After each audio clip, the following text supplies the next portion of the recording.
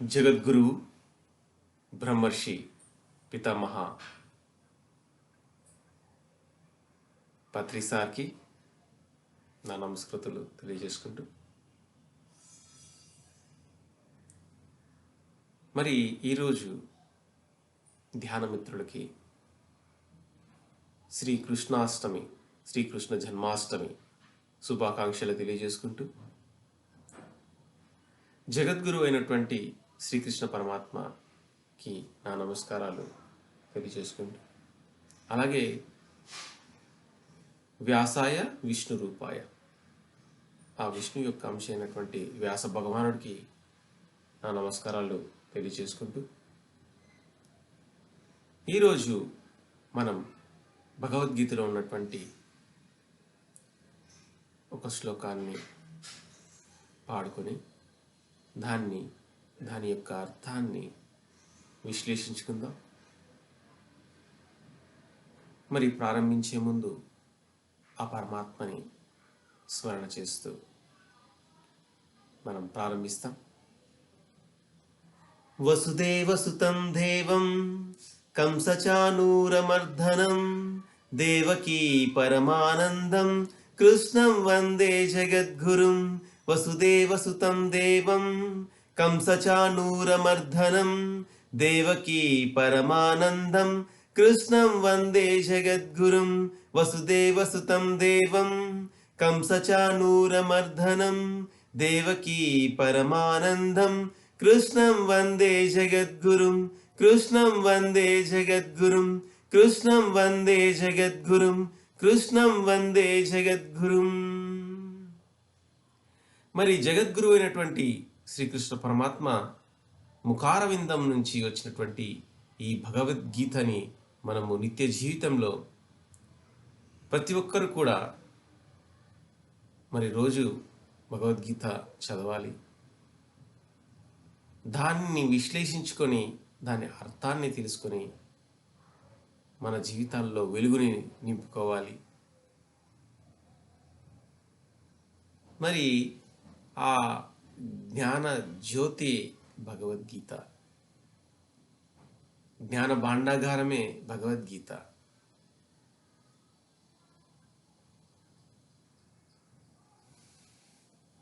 మరి భగవద్గీత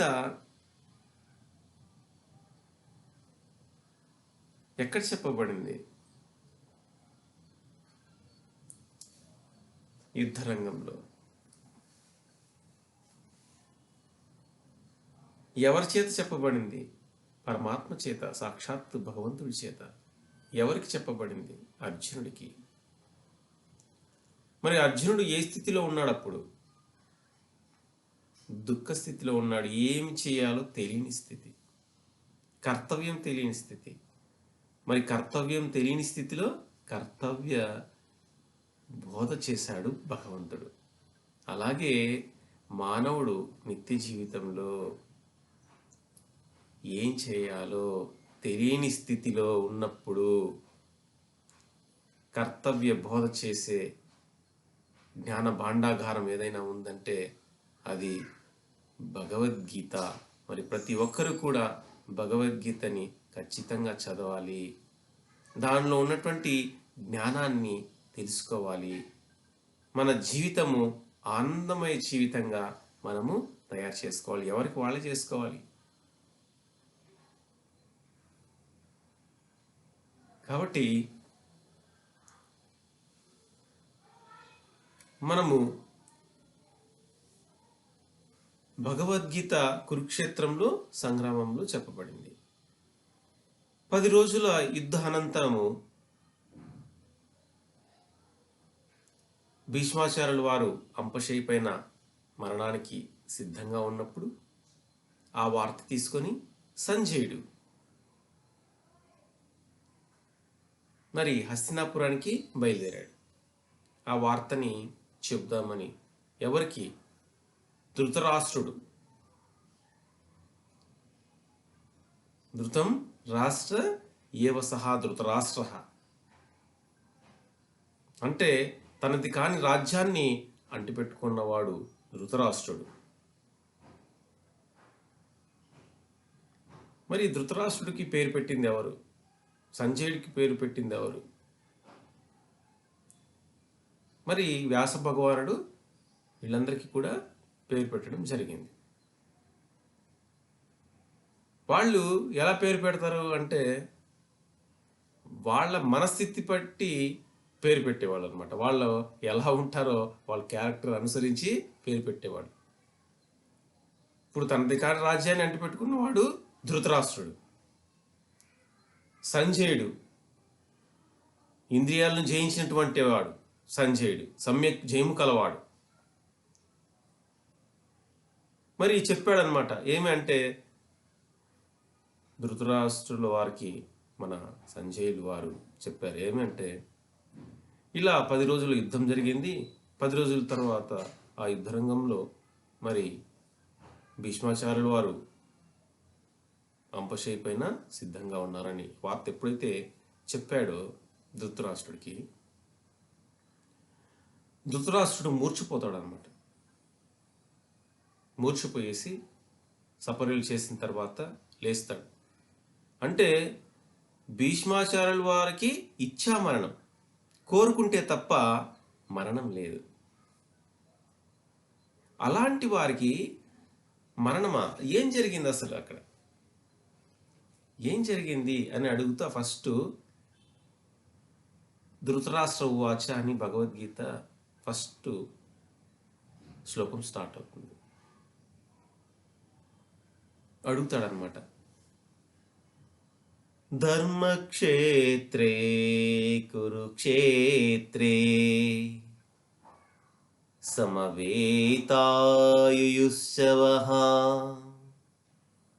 మామకా పాండవాశ్చైవ కిమకుర్వత సంజయాః ధర్మక్షేత్రే కురుక్షేత్రే సమవేతాయుయుశ్చవః మామకా పాండవాశ్చైవ కిమకుర్వత సంజయాః.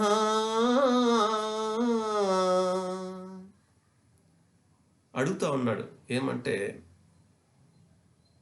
అది ధర్మక్షేత్రం కదా, మరి ఎందుకు ధర్మక్షేత్రమైంది? మరి బ్రహ్మ, ఇంద్రుడు, అగ్నిదేవుడు వంటి మహానుభావులు తపస్సు చేసినటువంటి, ధ్యానం చేసినటువంటి స్థలం. అందుకని అది ధర్మక్షేత్రమైంది. మరి కురుక్షేత్రం, మరి కురురాజు ఆ ప్రదేశాన్ని అంతా కూడా బంగారు నాగలతో దున్నడం వల్ల అది కురుక్షేత్రమైంది. మరి అలాంటి ధర్మక్షేత్రము కురుక్షేత్రమైనటువంటి ఆ ప్రదేశంలో మామక మరి నా వాళ్ళు పాండవాశ్చైవ మరి పాండవ కుమారులు సమావేశమై ఏం చేస్తా ఉన్నారు అనేసి ప్రశ్నిస్తూ ఉన్నాడు. ఎవరు? ధృతరాష్ట్రుడు. మరి ఇక్కడ ధృతరాష్ట్రుడు అంటే ధృతం రాష్ట్ర ఏవ సహ ధృతరాష్ట్ర అంటే తనది కానీ రాజ్యాన్ని అంటిపెట్టుకున్నటువంటి వాడు. సరే, అందరూ ఎలా ఉంటారు అంటే మామూలుగా మనకు కనిపించే వాళ్ళంతా కూడా తనది కాని దాన్ని వాళ్ళు మాది అనుకుంటా ఉంటారు. ఒక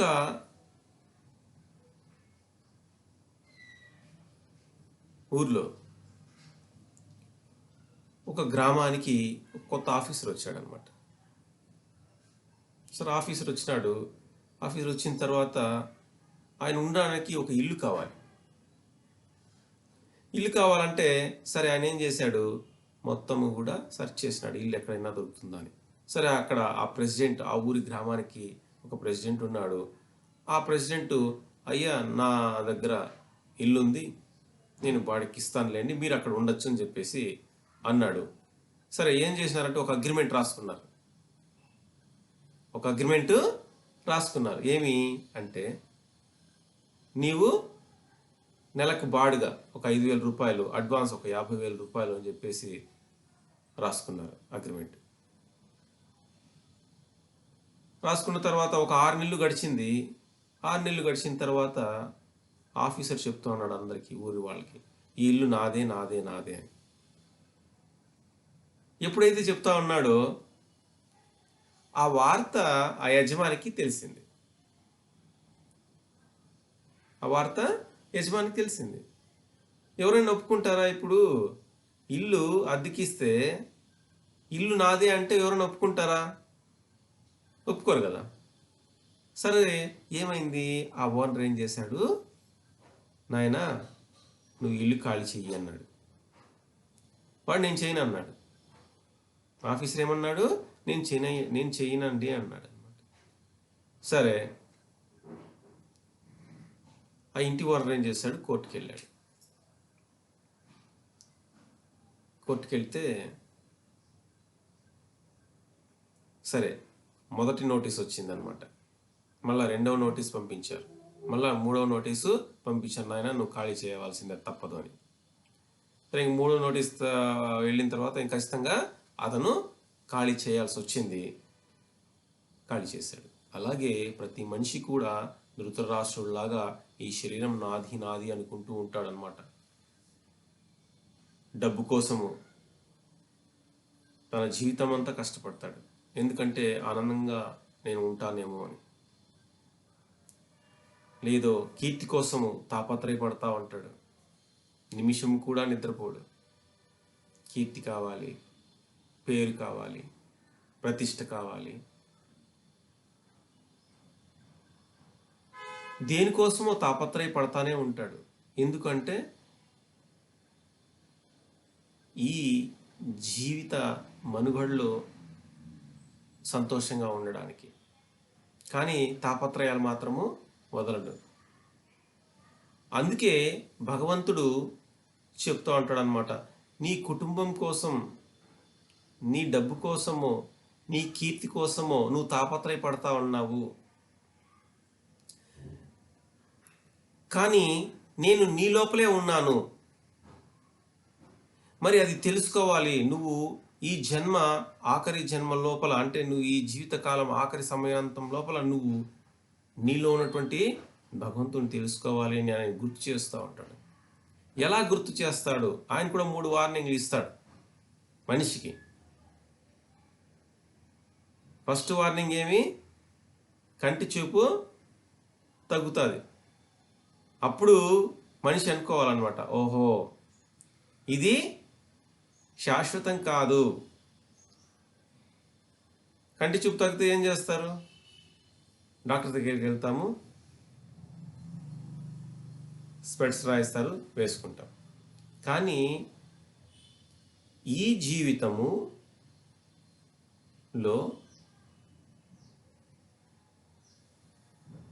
భగవంతుని కోసము ప్రయత్నం చేయాలి అని అనుకోరు. భగవంతుని కోసము ప్రయత్నం చేయాలంటే ఒక వార్నింగ్ వచ్చింది. ఏమంటే ఇది శాశ్వతం కాదు, ఈ శరీరం శాశ్వతం కాదు, ఈ శరీరం లోపల నివసిస్తున్నటువంటి భగవంతుడు శాశ్వతుడు. ఇంకా మనం భక్తి మార్గంలోకి వెళ్ళాలి, ధ్యాన మార్గంలోకి వెళ్ళాలి అని ఆలోచించాడు. ఏం చేస్తాడు? ఇంకా ప్రాపంచికం వైపే నడుస్తూ ఉంటాడు. సరే మళ్ళా భగవంతుడు ఏం చేస్తాడంటే, వీడు దారిలోకి రాలేదని చెప్పేసి మళ్ళా రెండవ వార్నింగ్ పంపిస్తాడనమాట. ఏమి అంటే, జుట్టు తెల్లబడతా వస్తుంది. ఒక్కొక్క జుట్టు తెల్లబడతా వస్తే అప్పుడేం చేస్తాడంటే బాగా రంగు వేసుకుంటారు. నల్లగా రంగు వేసుకొని, నాకు వయసు కాలేదు, ఇంకా మాకు తక్కువ వయసు, ఏమో వయసు అయిపోయింది, ఇంకా మేము ఇప్పుడే భగవంతుని కోసం ధ్యానం చేయాల్సిన అవసరం లేదని. కానీ ఇది రెండవ వార్నింగ్. అంటే ఇప్పుడైనా తెలుసుకో, ఇప్పుడైనా నువ్వు ఆ భక్తి మార్గంలోకి రా, కర్మ మార్గంలోకి రా. నువ్వు కర్మ మార్గంలోకి అయినా రా, లేదా భక్తి మార్గంలోకి అయినా రా, లేదా ధ్యాన మార్గంలో వైపున నువ్వు రావాలి. ఇప్పుడైనా తెలుసుకోవాలంటే, భగవంతుని తెలుసుకోవాలంటే ఖచ్చితంగా మనము ధ్యాన మార్గంలోనే ఉండాలి, ధ్యాన మార్గం వైపు పయనించాలి. కర్మ,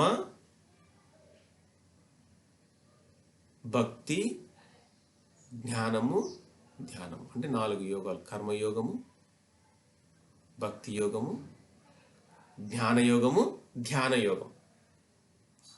మరి ఇవన్నీ కూడా యోగాలు. మరి ఫస్ట్ ఇక్కడ మనము ఇప్పుడు విషాద యోగంలో ఉన్నటువంటి మొదటి శ్లోకానికి విశ్లేషించుకుంటూ ఉన్నాం. మరి ఇక్కడ మళ్ళా 3వ వార్నింగ్ ఒకటి వస్తుందన్నమాట. ఏమంటే ఈ 2వ వార్నింగ్ కూడా పట్టించుకోరు, తెల్లజుట్టు అయినా కూడా రంగేసుకొని ఇంకా మాకు వయసు ఉంది, ఏం వయసు అయిపోయింది అనుకుంటారు. మళ్ళీ 3వ వార్నింగ్ ఏమంటే ఒక్కొక్క పన్ను ఊడిపోతూ వస్తుంది. ఇది 3వ వార్నింగ్. ఇప్పుడైనా తెలుసుకోవాలంటే ఇది శాశ్వతం కాదు, ఈ శరీరం శాశ్వతం కాదు. ఇప్పుడు 80 సంవత్సరాల్లో 100 సంవత్సరాల్లో మనం అనుకొని వచ్చినాం, ఈ శరీరాన్ని తీసుకున్నాం. మరి ఈ శాశ్వతం కాదు కదా, శాశ్వతంగా ఉంటామా ఇక్కడ? కానీ మనం ఏమనుకుంటా ఉన్నాము, ఈ శరీరమే శాశ్వతము అనేసి ప్రతి మనిషి కూడా ధృతరాష్ట్రుల్లాగా అనుకుంటూ ఉన్నారు. అంటే మంది కానీ ఈ శరీరాని కోసం తాపత్రయపడతా ఉన్నాం నిరంతరం. మనము చనిపోయిన తర్వాత ఈ శరీరం మనతో రాదు, మన సంపద మనతో రాదు, మన ఆస్తి మనతో రాదు, మన కీర్తి మనతో రాదు. మనతో వచ్చేది ఏదైనా ఉంది అంటే అది ఒక్క ధ్యాన శక్తి మాత్రమే. కాబట్టి ప్రతి ఒక్కరు కూడా ధ్యానం చేయాలి. ధ్యానం అంటే ఏమో కాదు, బరువులు ఎత్తాల్సిన అవసరం అయితే అంతకన్నా లేదు. సహజమైన సరళమైన శ్వాసని గమనించడమే, శ్వాస మీద ధ్యాస. మనతో పాటు మనము ఉండడమే, మనతో పాటు మనము ఉండడాన్ని ధ్యానము అని చెప్తున్నాం. మనతో మనం గడపాలి ఈ వర్తమాన క్షణంలో. మరి ఒక ఆవిడ భగవద్గీత వినాలనుకుంది అనమాట. ఒక ఆయన వచ్చాడు, పిలిపించుకుంది ఆమె జమీందారుని. ఏం డబ్బు బాగుంది. అయ్యా, నేను భగవద్గీత వినాలనుకున్నాను, అందుకే మిమ్మల్ని పిలిపించానంటే ఆయన స్టార్ట్ చేసినాడు అనమాట. ఫస్ట్ అధ్యాయంలో ఫస్ట్ శ్లోకం ఏమి? ధర్మక్షేత్రే కురుక్షేత్రే సమవేతాయుయుశ్చవః మామకా పాండవాశ్చైవ కిమకుర్వత సంజయాః అని చెప్తున్నాడు, పాడుతున్నాడు. దాని అర్థం చెప్తా ఉంటే ఆమె, స్వామి నాకంతా అర్థమైంది, నాకంతా అర్థమైంది. ఏం అర్థమైంది తల్లి? ఇంకా నేను మొదటి శ్లోకాన్ని చెప్పినానంటే మీరేమన్నారు? ధర్మక్షేత్రే కురుక్షేత్రే. ఫస్ట్ ఏం పెట్టినారు? ధర్మ, తర్వాత ధర్మ క్షేత్రే, మళ్ళా కురుక్షేత్రే. అంటే క్షేత్రే క్షేత్రే ధర్మం కురు. ఈ క్షేత్రం ఉన్నంత వరకు ధర్మబద్ధంగా జీవించు అని నాకు అర్థమైంది స్వామి. అంటే క్షేత్రము అంటే ఏంటి? పొలము అని ఒక అర్థం ఉంది. ఇంకొకటి క్షేత్రం అంటే 13వ అధ్యాయంలో మనకి పరమాత్మ ఏం చెప్తున్నాడు? క్షేత్రం అంటే ఈ శరీరాన్ని కూడా క్షేత్రము అని చెప్తున్నాడు. అంటే ఈ శరీరం అనే క్షేత్రం ఉన్నంత వరకు కూడా నేను ధర్మబద్ధంగా జీవిస్తున్నాను. నా దగ్గర ఉన్నటువంటి ధనంలో 10% నేను ఆధ్యాత్మిక కార్యక్రమాలకి లేదా అన్నదానాలకి లేదు ఎటువంటి మంచి పనులకి నేను వినియోగిస్తాను అని చెప్పేసి ఆమె చెప్పడం జరుగుతుంది. అంటే ఏమి అంటే మనం సంపాదించినటువంటి సంపాదనలో కనీసము 10% మనము ధర్మ కార్యక్రమాలకి వినియోగించాలి, దాన కార్యక్రమాలకి వినియోగించాలి అని ఇక్కడ మనకి ఆ పరమాత్మ బోధిస్తున్నాడు అనమాట. అంటే 10% ఖచ్చితంగా మనము ఇవ్వాలి. మరి ఇక్కడ పరమాత్మ అర్జునుడికి బోధిస్తూ ఉన్నాడు. ఎక్కడ బోధిస్తూ ఉన్నాడు? యుద్ధ రంగంలో బోధిస్తూ ఉన్నాడు. అవునా కదా? మరి ఈ యుద్ధ రంగంలో మామూలుగా ఒక 1000 మంది ఒక సభలో ఉంటేనే గందరగోళంగా ఉంటుంది. ఎవరు చెప్పేది ఎవరికి వినిపించదు. అలాంటప్పుడు అక్కడ 18 ఔక్షాహిణుల సైన్యం ఉంటే, ఒక ఔక్షాహిణి అన్నప్పుడు 21,870 ఏనుగులు, 21,870 రథాలు, 65,610 గుర్రాలు, మరి 1,09,350 పతాది దళము ఇవి ఉంటాయి. అంటే ఒక ఔక్షాహిణి సైన్యానికి. మరి ఒక ఔక్షాహిణికి ఇంతమంది ఉంటే, మరి పాండవులు కౌరవులు అందరిది కలిపి సుమారుగా 18 ఔక్షాహిణుల సైన్యం ఉంది. మరి ఎంత గందరగోళంగా ఉంటుంది? 21,870 అంటే అన్ని ఏనుగులు ఉంటే ఎంత శబ్దం ఉంటుంది? మరి ఇంత శబ్దం ఉన్నప్పుడు అక్కడ పరమాత్మ చెప్పేది అసలు అర్జునుడికి వినిపిస్తుందా? మరి అది ఇంకా ఎవరు వినలేదా? భగవద్గీత చెప్పేటప్పుడు ఇంకెవరికి వినిపించలేదా? ఒక డౌట్ వస్తుంది కదా మనకు. అవును, మామూలుగా ఒక 1000 మంది ఉంటే 1000 మంది ఉంటేనే ఎంతో శబ్దాలు ఉంటాయి, గలాట ఉంటుంది. మరి పక్కన మాట్లాడుకోవాలంటే ఒక పెద్ద మైక్ పెడితే తప్ప వినిపించదు. మరి అలాంటప్పుడు ఎలా సాధ్యమైంది? ఎలా చెప్పబడింది పరమాత్మ చేత అర్జునుడికి యుద్ధరంగంలో ఎలా చెప్పబడింది? మరి ఎంత ఏనుగులు, ఎన్ని ఏనుగులు ఉండాలి, ఎన్ని గుర్రాలు ఉండాలి, ఎంత సైన్యము? సుమారుగా 20 లక్షల పైన, దాదాపుగా అన్ని లక్షల మంది ఉన్నారు. అంటే ఇక్కడ మనము తెలుసుకుందాం, అంటే ఎలా చెప్పబడింది ఆ డౌట్ మనము క్లియర్ చేసుకోవాలి కదా. మరి ఇంత శబ్దం ఉన్నప్పుడు చెప్పే ఆ మాటలు ఎలా అర్జునుడికి వినపడ్డాయి? మరి అర్జునుడిలో ఉన్నటువంటి సందేహాలన్నీ ఎలా నివృత్తి అయ్యాయి? మనము ఒక చిన్న ఉదాహరణ ఇక్కడ చెప్పుకుందాం. గుర్జియఫ్ అనే ఒక మన్మయోగి ఉండేవారనమాట. ఆయన దగ్గర 30 మంది శిష్యులు ఉండేవాళ్ళు. ఆయన ఏం చేశాడంటే ఆ 30 మందిని శిష్యుల్ని తీసుకొని ఊరికి దూరంగా ఒక భవనంలోకి తీసుకెళ్ళాడు అనమాట. అక్కడ ఆ భవనంలో ఒక్కొక్క గదిలో 10 మంది ఉండొచ్చు. ఒకే ఇల్లు, దాంట్లో ఒక 3 రూములుగా ఉన్నాయి. సరే, ఈ 30 మంది ఈ ఇంట్లో ఉండాలి, బయటికి రాకూడదు. ఎన్ని రోజులు అంటే 3 మాసాలు బయటికి రాకూడదు అనమాట. 3 మాసాలు బయటికి రాకూడదు.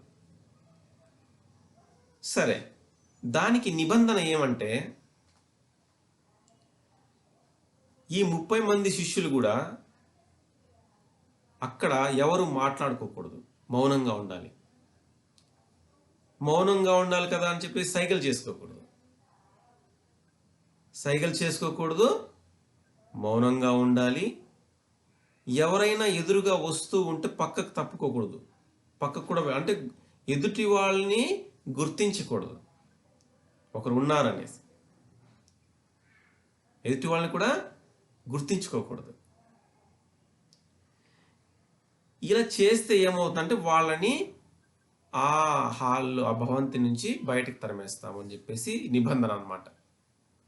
మీరు మాట్లాడితే బయటికి పంపిస్తాను, లేదా సైగల ద్వారా మాట్లాడుకున్నా బయటికి పంపిస్తాను, లేదా మీరు వేరే వాళ్ళని గుర్తిస్తే కూడా నేను మిమ్మల్ని బయటికి పంపిస్తాను. ఇక్కడ ఏం చేయాలి మీరంటే నిరంతరము బాహ్యాన్ని మర్చిపోవాలి. బాహ్య చింతన ఉండకూడదు. బాహ్య విషయాలు ఏవి కూడా మీరు చింతన చేయకూడదు. మీ అంతర్ముఖం కావాలి, అంతర్ముఖమై ఉండాలి. సరే, ఏం జరిగిందంటే 15 రోజులు గడిచింది. 15 రోజులు గడిస్తే ఉన్నది భవంతులు ఎంతమంది? 30 మంది. 27 మంది బయటికి నెట్టివేయబడ్డారన్నమాట. 27 మంది బయటికి పంపివేయబడ్డారు. ఇంక ఉన్నది ఎవరు? 3 ఉన్నారు. ఆ 3లో ఔస్పెన్స్కీ అనే రష్యన్ ప్రఖ్యాత గణిత శాస్త్రవేత్త కూడా ఉన్నారు ఒకరు. ఔస్పెన్స్కీ ఆయన పేరు.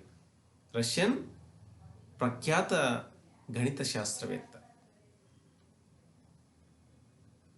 సరే, 3 మాసాలు గడిచిందంటే 90 రోజులు గడిచింది. ఔస్పెన్స్కీ అలా కూర్చొని ఉన్నాడు మౌనంగా. ఆయన బయటే కాదు, తనను కూడా మర్చిపోయాడు. తనను కూడా మర్చిపోయాడు అన్నమాట. ఏమి అంటే మనసు పనిచేయలేదు, బుద్ధి ఏమి పనిచేయలేదు. ఇంద్రియాలు పనిచేస్తే ఏమవుతుంది? మనసు పనిచేస్తే ఏమవుతుంది? బయట అన్నీ కనిపిస్తాయి. మనిషి నిద్ర లేస్తానే ఏం చేస్తాడు? బయట విషయాల గురించే ఆలోచిస్తూ ఉంటాడు. తన అంతరంగంలోకి ఎప్పుడు వెళ్తాడు? అంతరంగంలో పోయే సమయమే ధ్యానం.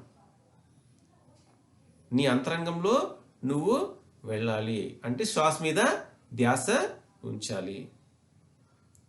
మరి ఇక్కడ ఈయన ఏం చేశాడంటే బయటే కాదు, అంతరంగంలో కూడా పూర్తిగా మర్చిపోయాడు. తనని తాను మర్చిపోయినాడు. బాహ్యంగా మర్చిపోయినాడు, తనని కూడా తాను మర్చిపోయినాడు. 3 మాసాలు గడిచింది.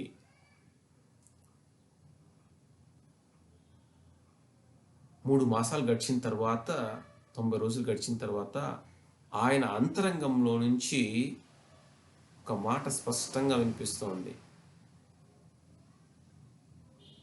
ఏమంటే, నాయనా, నేను నీ గురువు గుర్జియఫ్ని మాట్లాడుతా ఉన్నాను అని.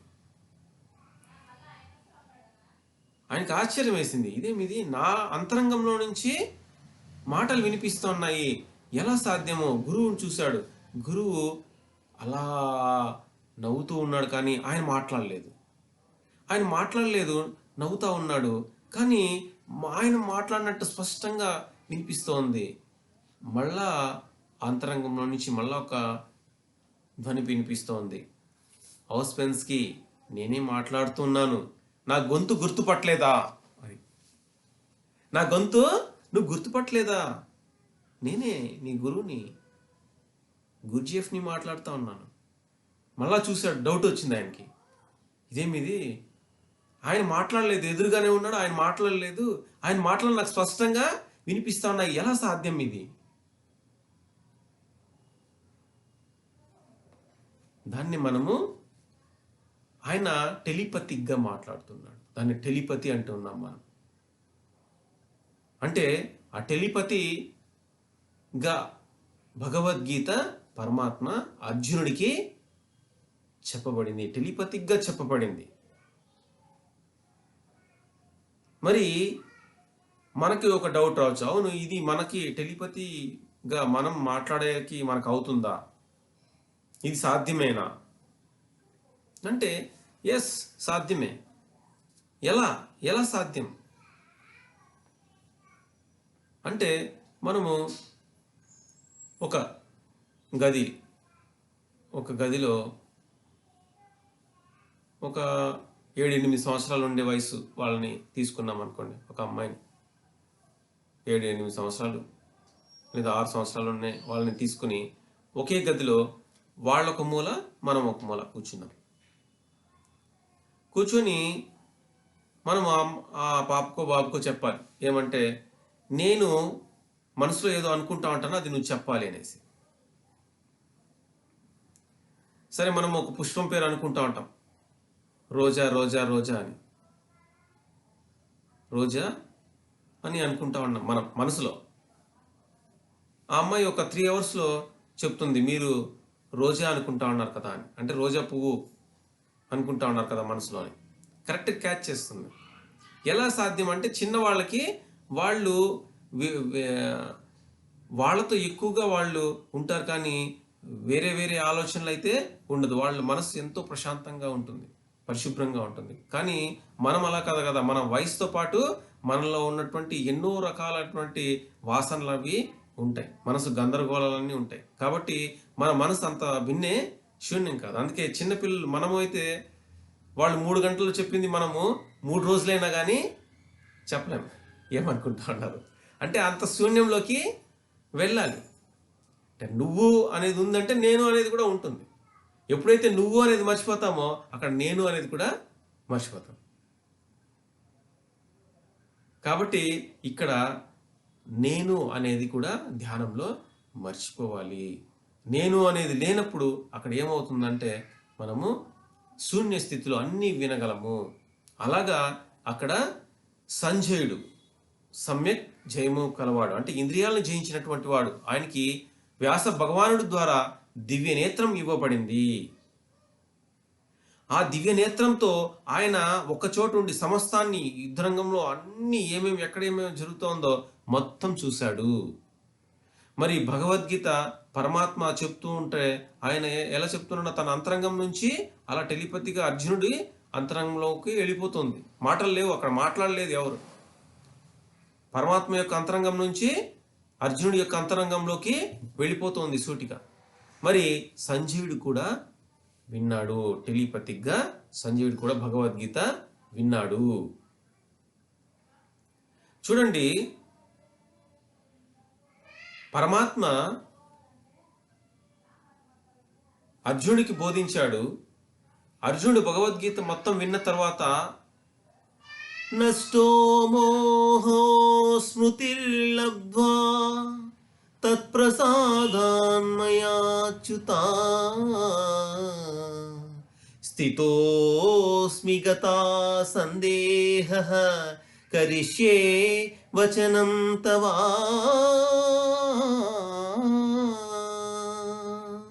నష్టో మోహో స్మృతిర్లబ్ధ్వా. నష్టో మోహో స్మృతిర్లబ్ధ్వా. పరమాత్మకు చెప్తున్నాడు అన్నమాట, నా మోహము నశించింది,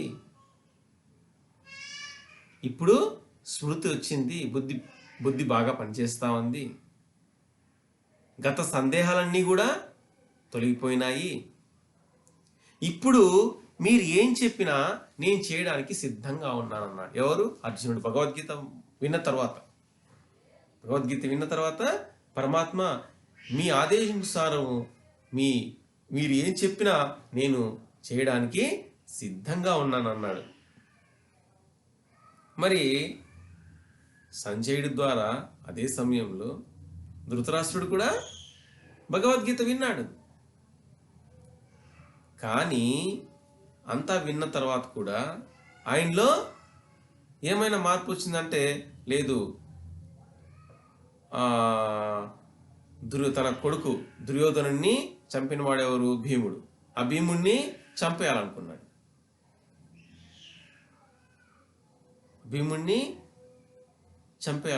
అన్నమాట. అంటే అక్కడ ఏమి అంటే ధృతరాష్ట్రుడిలాగా మనము వింటే భగవద్గీత మనలో ఏ మార్పు కూడా రాదు. మనము ప్రతి ఒక్కరు కూడా అర్జునుడిలాగా వినాలి. ఎప్పుడైతే అర్జునుడిలాగా మనము భగవద్గీత వింటే అప్పుడే మనలో మార్పులు అనేవి సంభవిస్తాయి. కాబట్టి మనము అనే మోహము నశించాలి అంటే ధ్యాన సాధన చేయాలి. మరి అన్నిటికీ ఆటంకం ఎవరంటే మనస్సుని మనము స్వాధీనం చేసుకోవాలి. మరి ఈరోజు ఈ భగవద్గీతలో తెలుసుకున్నది ఏమంటే మనము మన జీవితం ధర్మబద్ధంగా జీవించాలి. మరి శరీరం అనే బంధంలో ఇరుక్కోకూడదు. మనము సంపాదించేటువంటి సంపాదనలో 10% ఖచ్చితంగా మనము దైవ కార్యాలకి, ధర్మ కార్యాలకి వినియోగించుకోవాలి.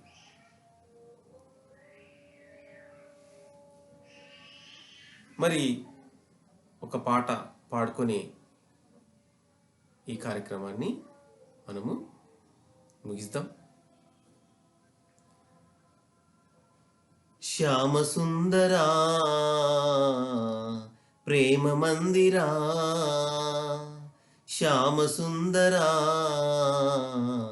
ప్రేమ మందిరా, అణువణువు నీ ఆలయమేరా, నీవేలే నీ చోటు లేదురా, అణువణువు నీ ఆలయమేరా, నీవేలే నీ చోటు లేదురా, నేనని నీవని లేనే లేదు, నీకు నాకు భేదమే లేదు, శ్యామ సుందరా ప్రేమ మందిరా,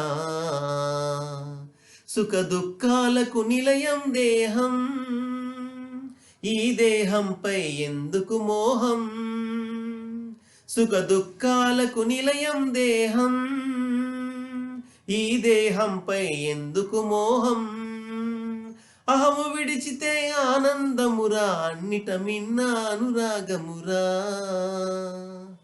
భక్త తుకారాం బోధలు వింటే తొలగిపోవును శోకమురా, శ్యామ సుందరా ప్రేమ మందిరా, సాధన చేయుమురా నరుడా, సాధ్యము కానిది లేదురా, సాధన చేయుమురా నరుడా, సాధ్యము కానిది లేదురా, అలవాటైతే విషమే అయినా హాయిగా తాగుట సాధ్యమురా,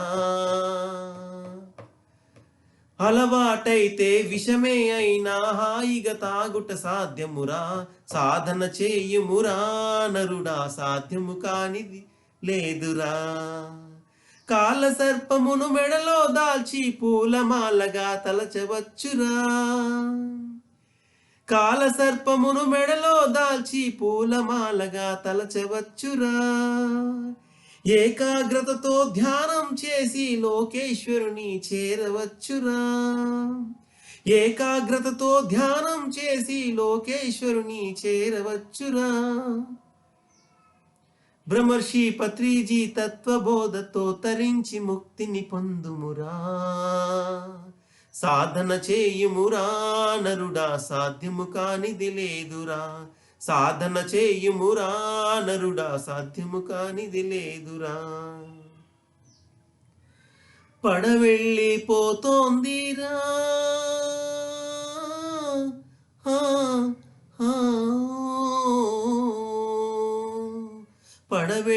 పడవెళ్ళిపోతోందిరా, ఓ మానవుడా దరి చేరే దారేదీరా, నీ జీవితము కెరటాల పాలాయరా, పడవెళ్ళిపోతోందిరా,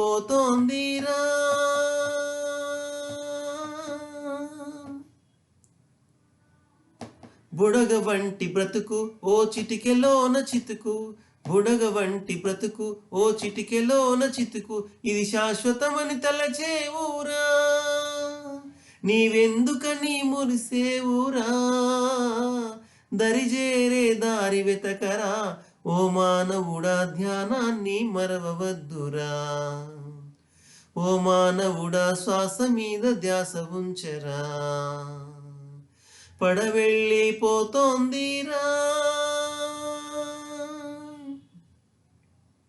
తల్లి తండ్రి అతడే నీ ఇల్లు వాకిలతడే, తల్లి తండ్రి అతడే నీ ఇల్లు వాకిలతడే, ఆ పాండురంగడున్నాడురా,